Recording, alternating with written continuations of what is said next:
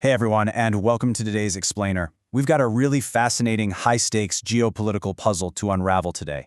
We are looking at the BRICS bloc, Brazil, Russia, India, China, South Africa, and its newer members. Now, there's this very common narrative floating around out there that paints BRICS as this rising, unified superpower coalition, one that's basically getting ready to counter the West militarily.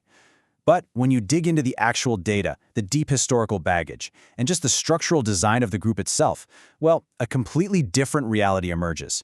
Today, we're going to explore that massive gap between the perception of BRICS and the reality on the ground.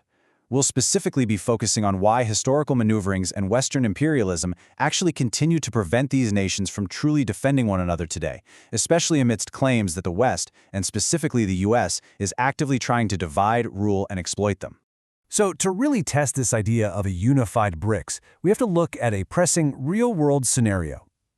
The big question is, could a hypothetical BRICS military union actually protect a member state, like Iran, against actions taken by the US and Israel?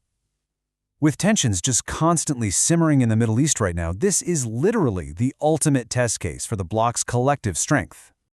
Okay, let's dive into this. Here is our roadmap for today. 1. The military myth. 2. Paralyzed over Iran.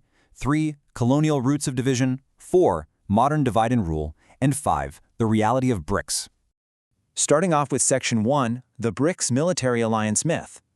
Let's look at the fundamental structure here, because we absolutely have to separate economic cooperation from collective military security. Look, the sources make it crystal clear. A NATO-style military union within BRICS is structurally impossible. First off, there is absolutely no unified command. There's no central military headquarters, no joint chiefs of staff, and zero interoperability frameworks. Second, there's no mutual defense treaty. You know how NATO has Article 5, where an attack on one is an attack on all? Yeah, BRICS has nothing even resembling that kind of legally binding commitment. And third, the vast majority of its core members, like India, Brazil, the UAE, their foreign policies are firmly rooted in strategic non-alignment.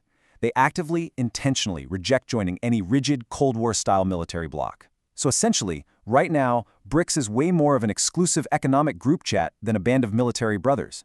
What's really interesting here is the core operational mechanism of BRICS.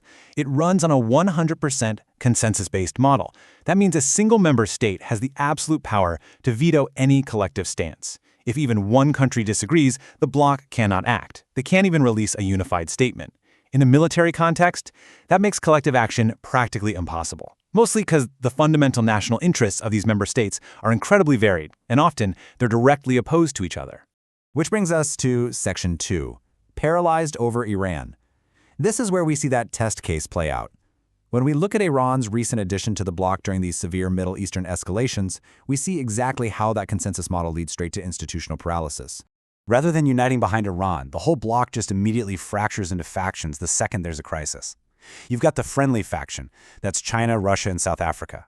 They use their own independent bilateral channels to criticize Western sanctions and throw some economic lifelines to Iran. But then you have the neutral faction, India, Brazil, Egypt. These nations maintain strict absolute neutrality. They'll issue vague statements calling for, maritime commerce restoration, but they firmly refuse to name or blame the US or Israel. The internal contradictions here are frankly wild. Take fellow BRICS members at the UAE and Saudi Arabia. They are highly vulnerable to Iranian regional proxy networks. Plus, they host major American military bases. Actually, during recent BRICS meetings, the UAE explicitly blocked a joint declaration entirely because of these exact tensions. On top of that, when Iran acts to close the Strait of Hormuz, it severely damages the economies of its own BRICS partners. India, for instance, is the world's third-largest oil importer. They've literally had their own merchant ships sunk and sailors killed during these escalations. India just cannot support a military strategy that chokes off its own energy supply. Defending Iran militarily is a total non-starter if it crashes your own economy, right? Moving on to Section 3, the colonial roots of division. So we see all this internal friction. But why is there such deep-seated distrust between the bloc's absolute biggest players? Distrust that guarantees they can never form a unified military command. Well, to understand that, we have to look backwards. Now you might be wondering, why is there so much distrust between India and China specifically? These two are the absolute titans of BRICS, yet they have ongoing volatile military standoffs along their Himalayan border. And obviously, if these two can't trust each other, a BRICS military union is completely off the table. Historians widely agree that this specific, paralyzing conflict is a direct legacy of Western imperialism. This is where that old divide and rule playbook really comes into focus. During the Great Game, the British Empire actively used border demarcation to secure its own interests, intentionally leaving behind totally ambiguous boundaries. Back in 1865, the Johnson Line proposed a boundary placing the Aksai Chin region under British influence. But here's the kicker, it was never officially presented to China. That created a massive, undefined buffer zone. Then, flash forward to 1914, the McMahon Line was secretly drawn between Tibet and British India, again without the full consent of the Chinese central government.